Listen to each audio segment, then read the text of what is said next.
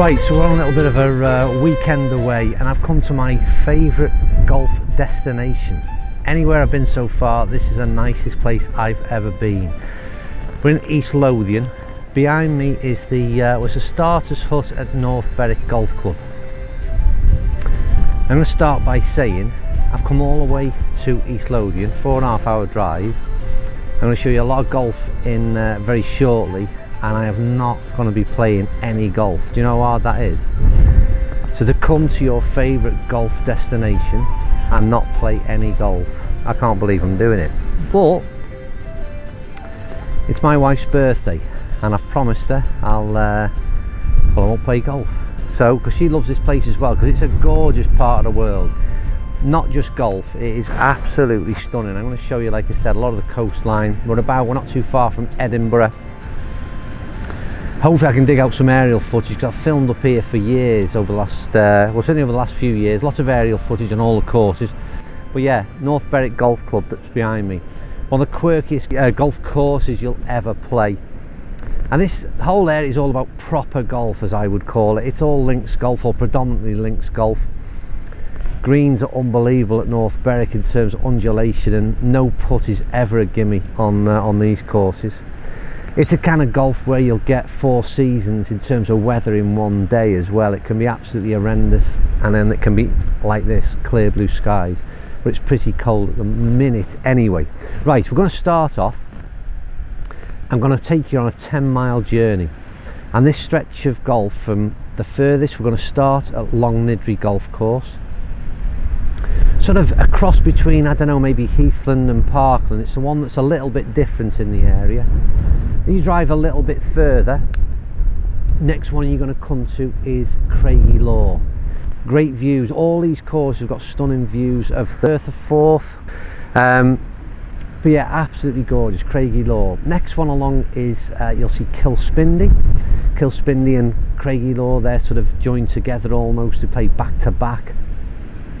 Really old clubhouse, all about the traditions of golf, and I absolutely love this place. Short course, but again, the elements is what it's all about. That's what the battle is in a lot of this links golf. Depends which way the wind's blowing and how strong as well. So then you move along and you'll come to the first course that don't want you there, and that's Lough Ness. I'm not even going to show that one. The 2 courses here which are a little bit snooty, I would say. A couple that are very pricey, but 2 that are pricey and very snobbery and don't want you there. But anyway, Lough Ness on your right, and then you come to 3 courses, Gullen number 1, 2 and 3. Gullen number 1 held the Scottish Open there just a couple of years ago, and again, we're in February. The condition of the green is absolutely superb no matter what time of the year you play. Brilliant golf course, any of these, but Gullen number 1 being the best, I would say. And then little drive along, and the most famous golf course in this region is Muirfield, obviously because of its association with the Open. But Muirfield do not want you there, and if you remember a couple of years ago, or in the last 18 months or so, this is the golf club that had the women's vote, whether or not they wanted women's members.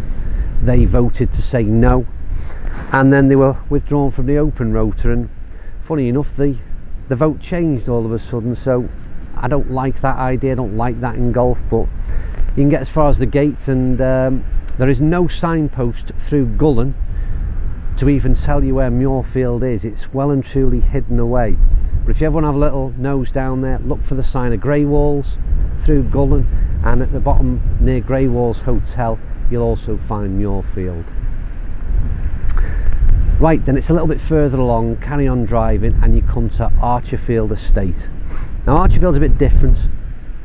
It's a resort sort of course, almost American style, I would say. Proper kind of drop your car off, and clubs are collected from you at the gate, all ready for you in your buggy and good to go.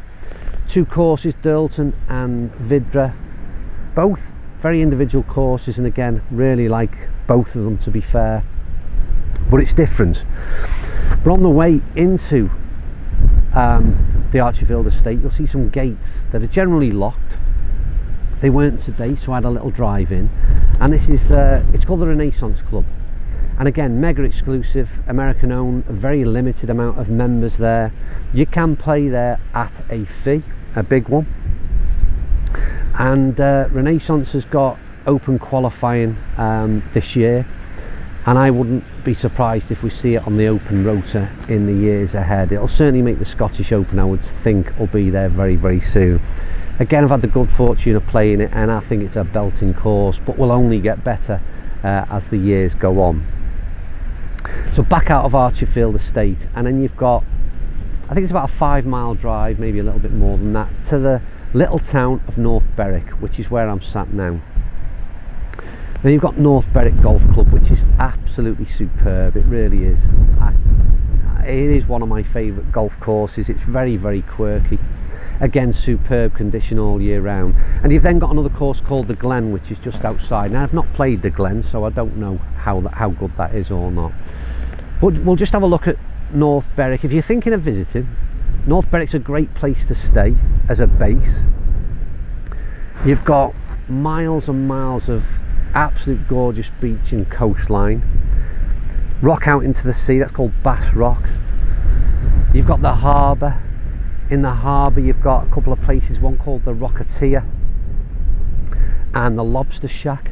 If you like fish, get down there, because it literally comes off the boat and it's cooked for you fresh straight away. Very rustic places, but absolutely gorgeous to eat at if you like fish.